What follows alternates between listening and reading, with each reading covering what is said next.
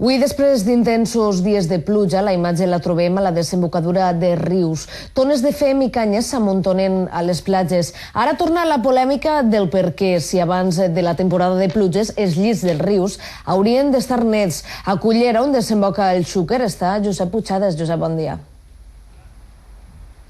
Hola, molt bon dia. Després de 4 dies d'intensos pluges, esta és la imatge que presenten moltes de les desembocadures dels rius de la nostra comunitat. Concretament estem a la platja del Marenyet de Cullera, una platja que en condicions normals té 3 quilòmetres de llargària i que, com poden comprovar vostès, està absolutament negada, tapada per canyes, però no únicament per tones de canyes, sinó també per molta altra brutícia. Podem veure cas de motos, televisions, també podem trobar mobiliari com cadires i fins i tot caixons de fruites i verdures de la ribera del Xúquer. I tot això d'on ha eixit? Molt senzill, del que el Xúquer al llarg d'estos 4 dies ha anat vessant a la mar i la mar, una volta finalitzat el temporal, ho ha tornat de nou a la platja. L'Ajuntament de Cullera ha informat que en breus minuts, així unes poques hores, començaran les tasques de neteja d'esta platja del Marenyet.